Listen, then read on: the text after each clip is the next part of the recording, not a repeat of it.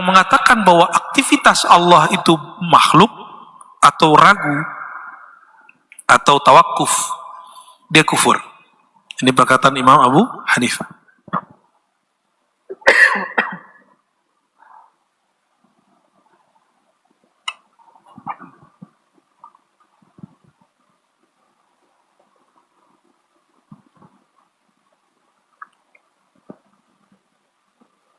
Gimana Pak? Udah tegang? Atau bengong? Jadi ingin memahami Allah, Asmaul Husna yang Bapak Ibu baca itu bukanlah baru. Allah disebut Rahman bukan setelah dia menyayangi makhluk, itu maksudnya. Hanya menegaskan itu. Sebelum ada makhluk yang disayangi, Allah telah menyebut dirinya Rahman. Namun saat itu yang dizahirkan bukan nama Rahman, tapi Rahmah. Gitu. Ya. Bahkan ada istilah lainnya. Itulah kenapa disebut Ar-Ruh, yas'alunaka 'anir ruh. Ya. Dan lain istilahnya, ya. Karena Ar-Ruh, rahmah, itu dimensinya dimensi sebelum alam ada, maka dijawablah ketika orang-orang Bani Israel bertanya, ahli kitab bertanya, "Wahai Muhammad, apa itu hakikat Ar-Ruh?" Apa jawaban beliau? Allah berfirman, "Qulir ruh min amri rabbi." Katakan hai Muhammad, ar-ruh min amri rabbi. Ar-ruh itu rububiyahnya Allah, urusannya Allah. Maksudnya alam, dia masuk ke dimensi sebelum ini. Disebut alam amriyah. Ulama kita berbeda pendapat. Alamul amr itu apanya azali, lalu apanya alam ini? Karena alamul amr tidak dicipta. Imam Abul Hasan Asy'ari mengatakan ketika ada ayat lahul amru, ya, dibedakan dengan al-khalqu. Jadi di Quran itu dibedakan. Amr, Allah perintah. Perintah Allah, kalam Allah tidak makhluk. Sedangkan khalq itu kalam Allah tentang mencipta makhluk, objeknya baru. Jadi tubuh ini dicipta dengan kudrat iradat Allah, lalu Allah berkalam, kun, jadilah tubuh ini. Dari apa? Dibuatlah bahatnya, 4 anasir alam semesta. Maka Bapak Ibu nih, bahannya tanah doang atau ada airnya? Ada airnya. Ada tanah, ada air, nggak ada udaranya, nggak bisa napas. Hidup nggak? Nggak mungkin. Ada 3 ini, tapi tidak ada pembakaran dalam tubuh. Hidup nggak? Nggak hidup juga. Maka ada 4 dalam tubuh kita. Api, tanah, air, udara, api. Coba kalau jalan, kita kalau jalan berkeringat, badan kita jadi panas, benar nggak? Atau coba mandi malam hari, tubuh kita lebih dingin dari air atau lebih hangat dari air? Yang mana? Malam hari coba mandi. Pernah mandi malam hari nggak? Kalau belum nikah belum tahu tuh ya. Kalau sudah nikah ngerti lah. Cuma jangan mandi pakai air hangat dulu. Coba mandi pakai air dingin. Jangan langsung guyur kepala. Berwudu dulu sehingga tidak kaget badannya. Baru kemudian mulai yang kanan, kiri, lalu kepala. Itu cara mandi kalau malam hari. Ada orang pingsan ya di kamar mandi karena dia langsung guyur kepalanya. Tubuh kita ya bisa lebih dingin atau lebih hangat daripada air. Jika mandi pakai air dingin, awalnya terasa dingin, lama-lama terasa hangat. Berarti tubuh kita pun punya ada suhunya yang kadang-kadang melebihi air, kadang-kadang kurang daripada air.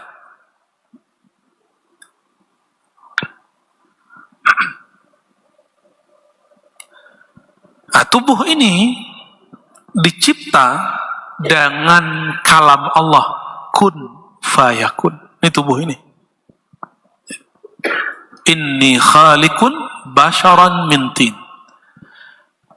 Makanya orang-orang kalau ngobatin, itu guru-guru tua saya kalau mau ngobatin muridnya, itu bacakan ke air atau kepada herbal-herbal, ada kalimatnya kun fayakun. Kedengeran sama orang kun. Ya, jadi Pak Dukun nih sekarang. Jadi dulu menyebut kata kun itu untuk pengobatan positif, tapi hari ini kata dukun jadi negatif. Nah, di tubuh ini itu adalah kun, kalam Allah kun. Kalam Allahnya tidak makhluk, objek yang dikatakan kun. Apa arti kun? Hendaklah engkau menjadi ada, hendaklah engkau menjadi wujud, maka dia menjadi wujud. Kalam Allah ini tidak makhluk, tapi objek yang menjadi dengan asbab kalam ini, kita, itu adalah makhluk. Setelah Allah cipta, dari mana Allah cipta tadi? Nah, asalnya daripada anasir tanah. Setelah cukup kuat, baru ditiupkan ruh. Dan ar-ruh itu disebut min amri rabbi. Tidak disebut khaliqun, Allah menciptanya. Hanya disebutkan min amri rabbi. Inilah rahasia bab ar-ruh. Saya hanya boleh buka sampai di situ. Ya, sudah di skip kajian berikutnya. Maka imam kita sepakat mengatakan bahwa ar-ruh bukan dari alam ciptaan, tapi dari alamul amr. Dikatakan oleh Imam Ghazali, ya, dikatakan oleh Imam Fakhruddin Ar-Razi, dikatakan oleh Imam Subki. Mereka semua mengikut ayat ini. Meskipun ada hari ini orang-orang mengatakan bahwa ruh dicipta. Ruh dicipta berarti bukan ar-ruh yang min amr rabbi, berarti ruh bermakna jiwa. Ruh bermakna jiwa dicipta, tapi ruh bermakna hembusan Allah, amrullah, tidak dicipta. Disebut min amrillah. Terus apa istilahnya? Ya istilahnya min amrillah, udah cukup. Jadi kita nggak usah istilahkan hal-hal yang membuat kepala kita terbebani. Itu aja bedanya. Ya, ada yang ngotot-ngotot. Ya, Ustadz juga atau Quran bahwa ruh dicipta. Dalilnya bukan dalil. Ada kitabnya bukan al-arwah. Bedakan al-arwah dengan ar-ruh. Al-arwah itu berkait dengan jiwa. Ruh-ruh, jiwa-jiwa artinya, itu dicipta. Sedangkan ar-ruh yang disebut aku tiupkan ruhku, hanya Allah yang tahu rahasianya. Tapi kalau ingin kenal Allah, itulah jalan tercepatnya. Ya. Gimana? Cukup? Sudah ngebul saya lihat nih.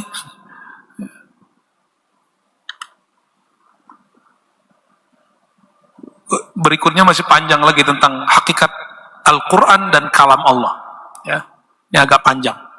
Nanti kita bahas. Jadi ketika Allah berkalam ke Nabi Musa, itu apa kejadiannya? Dibahas di kitab. Itu yang suara yang didengar Sayyidina Musa, itu suara apa? Apa Allah bersuara? Kan Allah tidak butuh suara. Itu contohnya. Ini ya orang dulu, jika mereka membahas tentang Allah, pertanyaannya sampai ke sana. Wa kallamallahu Musa taklima. Allah berkalam dengan Nabi Musa dengan kalam yang sebenar-benarnya kalam. Kalam Allah tidak berhuruf, tidak bersuara. Tapi ketika dibaca Bismillahirrahmanirrahim ada suaranya. Apa bedanya? Nah, nanti dibahas. Ya, ada pembahasannya. Insyaallah sebelum Ramadan itu pas sekali. Nanti Ramadan saya mohon izin untuk tidak kajian, ya. Jadi libur dulu bulan Ramadan. Hampir ya mungkin 90% aktivitas dakwah saya kurangi bulan Ramadan. Sisa hanya 10% aja. Selebihnya ingin bersama Allah. Ya.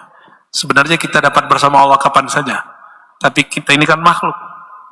Jika terganggu sedikit, sibuk dengan hal yang membuat kita tidak fokus, gak bisa konsentrasi kepada Allah SWT. Jadi 11 bulan dakwah, ngajar, masa sebulan saja tidak bersama Allah. Ya. Paling cuma 1-2 saya ngaji nanti itu. Nah, insya Allah nanti di bulan, ini bulan Rajab ya, di bulan Sya'ban, semoga tidak ada halangan, bulan depan berarti, kita akan membahas tentang cara mengenal ma'rifat kalam Allah. Jadi babnya ma'rifat kalam Allah, insya Allah. Nah, jika faham bab ini, akan faham juga apa yang terjadi pada Sidi Syekh Abdul Qadir Jilani. Apa kata beliau? Jika engkau menghadapkan dirimu kepada Allah sehingga dirimu lenyap, engkau akan mendengar Allah berkalam, ana rabbuka. Akulah Rabbmu. Kata siapa? Syekh Abdul Qadir Jilani. Itu ditulis oleh beliau dalam kitab Al-Fathur Rabbani. Ditulis. Ini bukan rahasia, sudah ditulis. Nggak usah di situ. Di Quran aja ada, Nabi Musa mendengar Allah berkalam, ana rabbuka. Hai Musa, akulah Rabbmu. Siapa yang berkalam? Allah. Itu metodologi kejadiannya gimana? Bisa dijelaskan. Ya, maka kitab ini menjelaskan itu salah satunya. Tapi bab ini dulu ada ribuan ulama kita menjadi korban karena bab kalam. Dulu Imam Ahmad disiksa bertahun-tahun cuma karena bab kalam. Jadi ini pembahasan walaupun ada terbersit di teman-teman ini, tuh apa bahas-bahas begitu hari ini? Hari gini bahas gitu gitu. Hati-hati juga ngomong begitu, ya. Pembahasan ini telah membuat banyak ulama dulu terbunuh. Ada seorang imam namanya Ahmad bin Nasr, seingat saya, itu disalib cuma karena masalah bab kalam. Waktu itu berkuasa kelompok namanya kelompok Mu'tazilah, mengatakan kalam Allah makhluk. Imam Ahmad bin Nasr ini gak mau bilang begitu. Akhirnya disiksa karena beliau ini seorang guru paling terkenal, lebih tua dari imam yang lainnya, maka dia dibunuh lalu disalib di tengah kota. Bertahun-tahun tidak pernah dikubur. Ganti khalifah namanya Mutawakkil, baru kemudian dikubur. Itu terjadi. Jadi bab ini sejarahnya berdarah-darah. Maka perlu diulangi kajian ini supaya kita tidak mengulangi sejarah. Bahwa agama jika sudah dibawa ke ranah politik, satu aliran jika sudah dijadikan sebagai panduan orang berpolitik, ini bahaya. Ini kejadiannya dulu begitu. Ya, coba lihat, gak usah jauh-jauh, Saudi aja. Saudi sekarang pemahaman agama resminya apa? Salafiyah, Wahabiyah. Maka selain mereka sudah nggak boleh. Dahulu 4 sudut Masjidil Haram itu 4 imam. Jadi orang yang biasa kunut masih boleh kunut di sana. Yang nggak kunut juga pindah sampingnya. Dan nggak ada masalah. Sekarang dipaksa satu pemahaman. Ya. Orang cerdas itu yang memaksa semua orang satu faham atau yang menghargai perbedaan. Mana yang disebut orang cerdas? Hah? Yang menghargai perbedaan. Itu. Ya. Oke, barangkali itu jam 6 mungkin ada 2 pertanyaan, boleh? 1 bapak-bapak, 1 ibu-ibu. Ya, silakan. Ibu-ibu kalau mau tanya.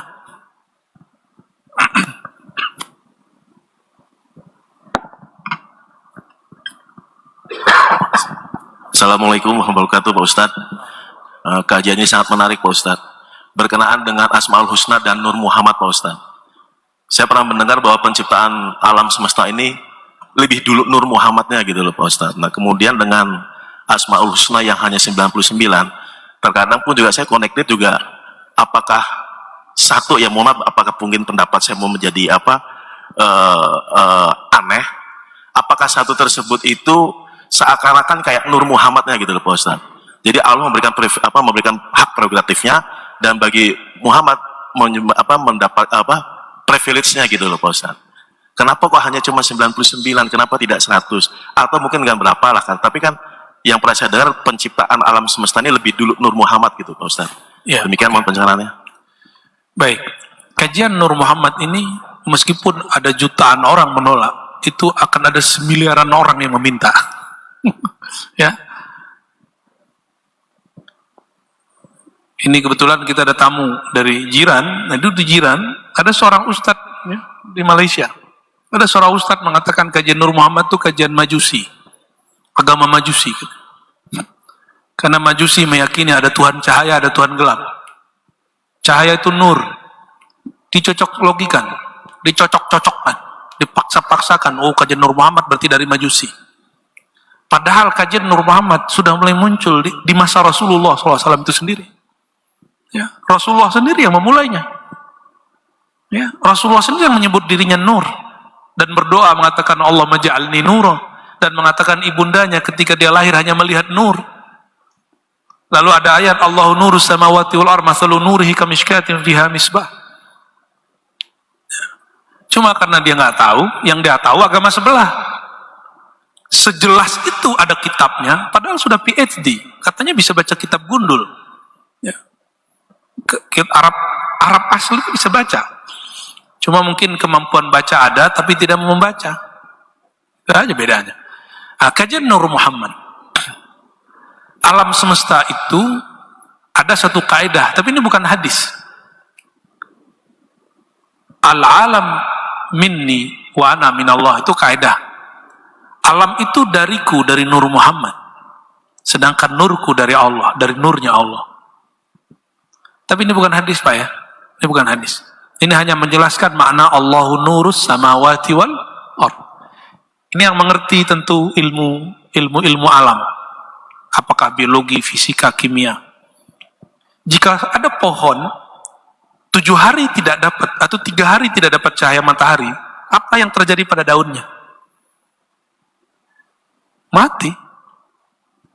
Ketika Allah mengatakan Allah lah, surah An-Nur ayat 35, nur langit dan bumi, cahaya, maka dibuat ilustrasi oleh Allah SWT, akulah cahaya kalian, yang di langit malaikat, yang di bumi manusia. Di bumi juga ada pohon. Karena ada cahaya Allah ini kita hidup. Cahaya Allah ini sebagian Allah pantulkan melalui matahari untuk tubuh.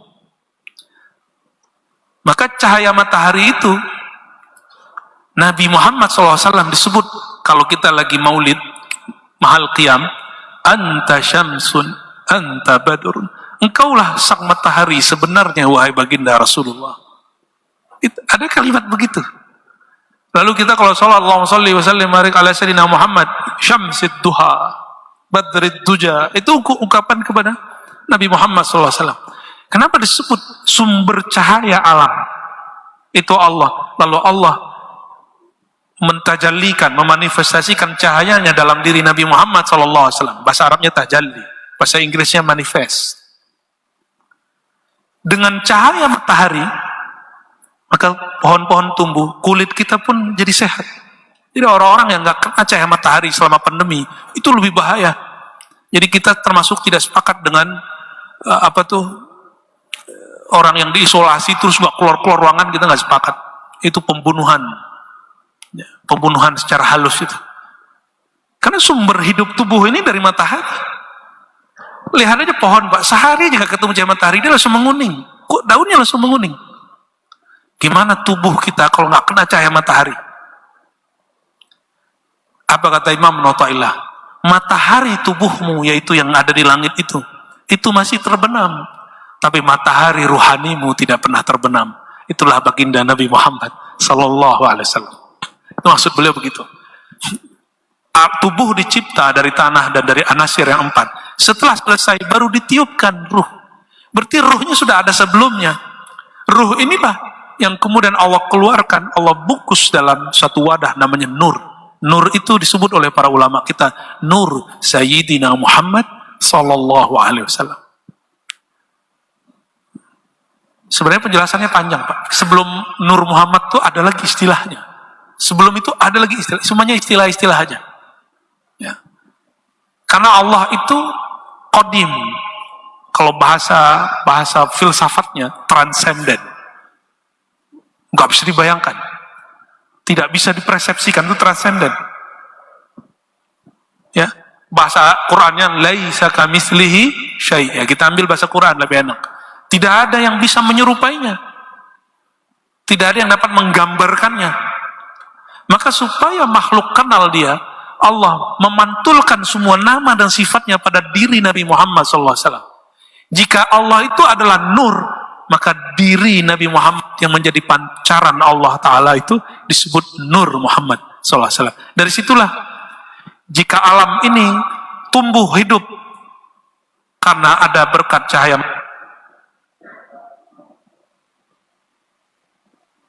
juga sama, juga akan ada ruh kita ini hanya ada dengan cahaya baginda Nabi Muhammad SAW. Ya. Tapi ingat, harus beradab menyebut itu. Ya.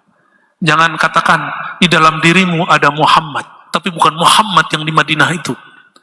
Itu kalam-kalam nggak penting. Bukan Muhammad yang di Madinah itu. Emang siapa? Bapak ente aja, ente nggak berani bilang. Misal bapaknya siapa namanya? Nama bapaknya siapa? Agus. Berani nggak bilang? Bukan si Agus itu. Berani nggak? Nggak berani kita. Kok ada Ustadz ahli Ma'rifat Nur Muhammad berani ngomong begitu? Saya meragukan kajian Ma'rifat Nurnya.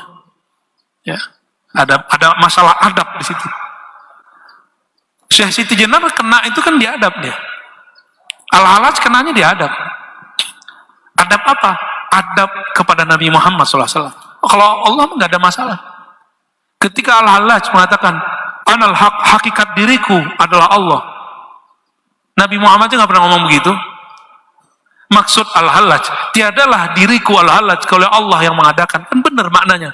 Cuma ekspresinya bermasalah. Sesitidannya juga sama. Nabi Muhammad pernah nggak mengatakan dirinya Allah? Man anta, kata orang ahlu kitab dan Arabi, Arab Badui.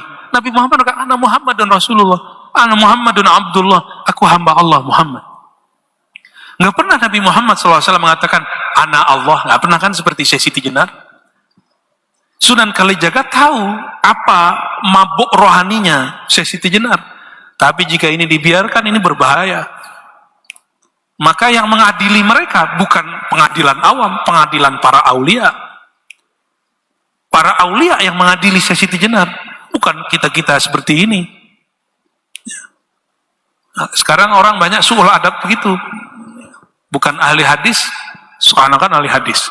Bukan ahli akidah, seakan-akan ahli akidah. Nggak ngerti ilmu kewalian, membantah ilmu kewalian. Ya. Sampai saya agak gergetan kalau ada orang ngomong, itu mah wali dulu, sekarang mah sulit. Sekarang nggak ada wali-wali itu, mungkin tengah hutan. Tengah hutan mah orang hutan.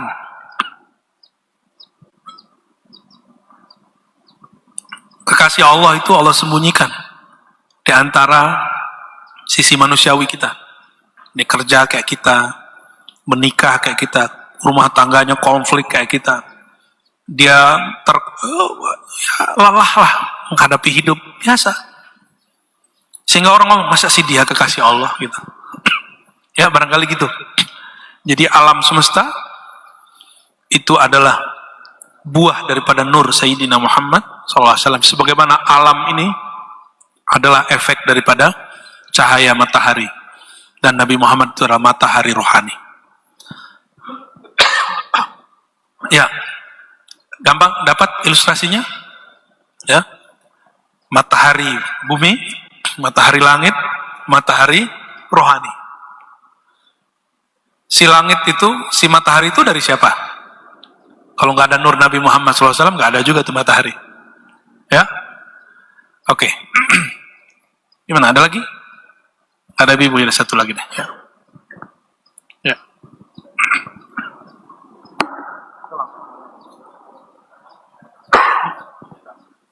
Tadi imam menyampaikan surah wallahu qaribum minal muhsinin. Al-ihsan an ta'budallah ka'annaka tara fa illam takun tara fa innahu yara.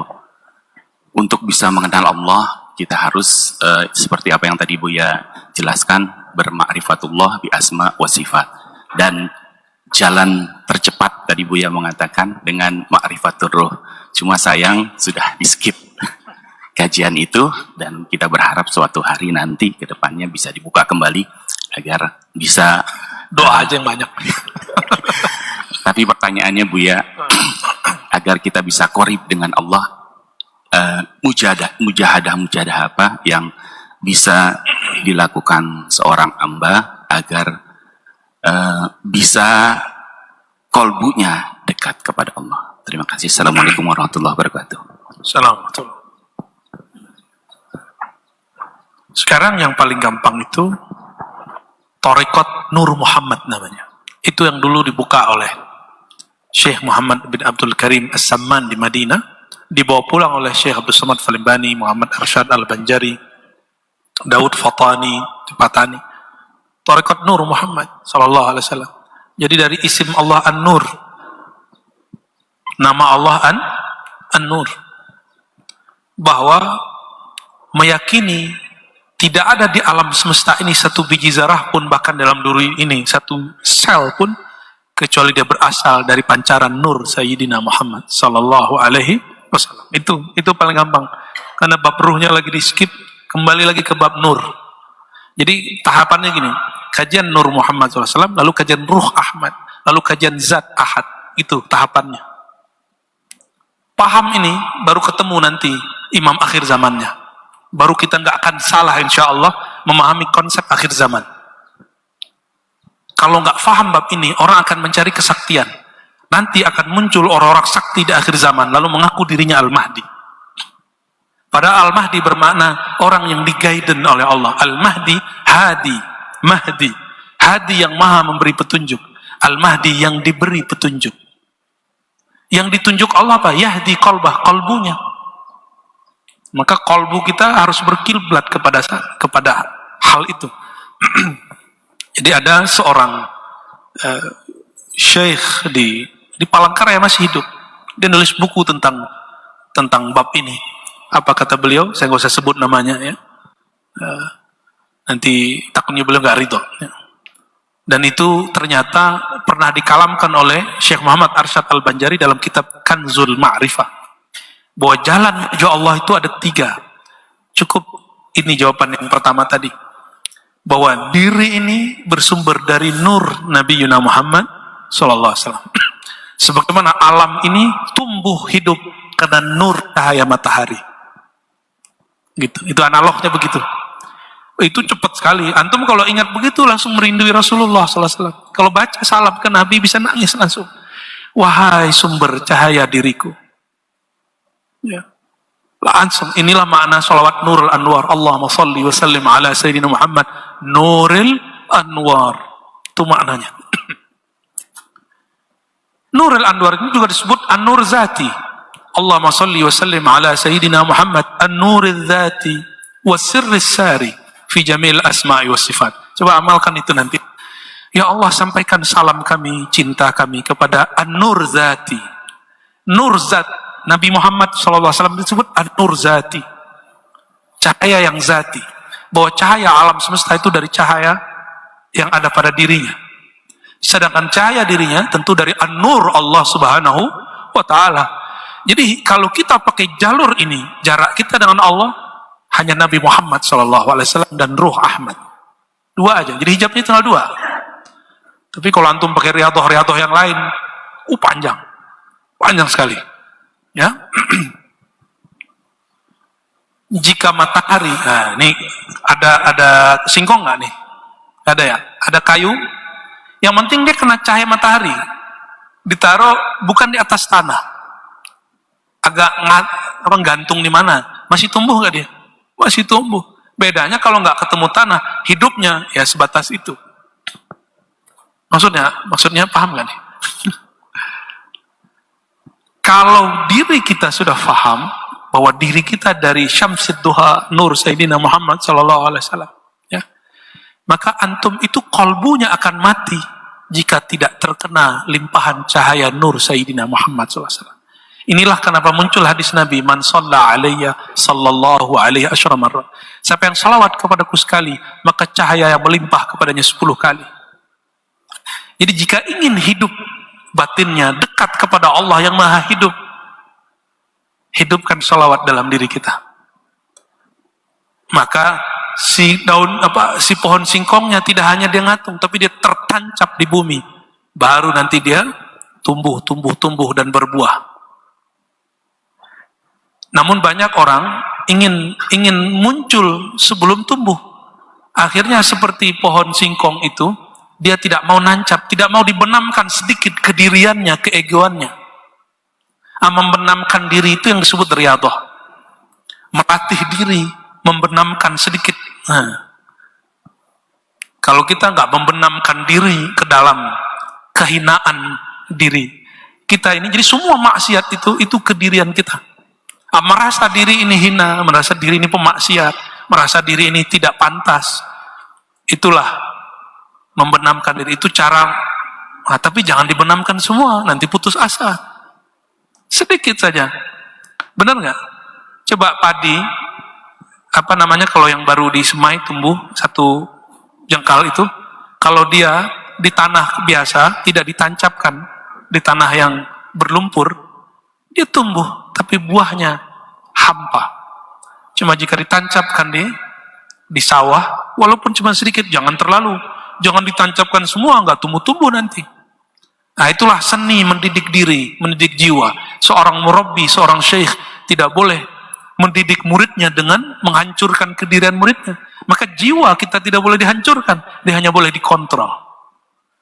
Jadi ma'rifat nafs tidak menghancurkan hawa nafsu, tapi dia justru mengelola hawa nafsu. Gimana caranya? Berikan pancaran nur Sayyidina Muhammad SAW, nanti tidak akan tumbuh. Nah, ini rumus tadi Pak. Satu kali kita bersolawat, maka cahaya nur Sayyidina Muhammad SAW mengalir kepada kita 10 kali. Nah, kalau pohon-pohon ini, kenapa negeri tropis paling subur? Karena berlimpah-limpah cahaya matahari. Benar nggak? Ya, itu bedanya. Di daerah subtropis kurang. Di subtropis ada pisang nggak? Kecuali sudah pakai rekayasa teknologi. Nggak ada. Ekspor pisang itu Thailand, ya kan? Kita, negeri kita ke sana, ke Prancis, ke Eropa. Mereka nggak punya, tapi kita nggak punya anggur seenak mereka. Oh, ternyata sesekali kita harus mengasih jarak kepada suhu yang dingin. Maka nanti ada juga pohon-pohon, buah-buah yang tumbuh. Disitulah rahasianya. Kenapa kadang-kadang diri ini ada jarak-jarak dengan satu amalan. Ini jaraknya di sini, ini jaraknya di sini. Kita menyebutnya kalau sekarang ada teori permukaan bumi dari laut. Benar nggak? Sama. Nah, guru itu bisa tahu. Ada murid, suasana muridnya oleh gurunya diketahui. Ini suasana pegunungan. Maka yang cocok ditanam pada diri si murid adalah pohon ini, amalan ini. Itu sebabnya guru-guru kita dari dulu punya murid, beda amal. Karena beda murid, beda kondisi hati. Ya. Nah, semoga hati ini, hati kita semua dapat pancaran sang pelita, sang matahari sejati Nabi Muhammad SAW. Sehingga kolbu kita benar-benar hidup. Amin ya Rabbal Alamin. Dan saya berdoa untuk kita semua, diri saya juga, semoga kita wafat, meninggal, bahkan hidup dalam mencintai baginda Nabi Muhammad SAW. Kita tutup dengan doa astagfirullah.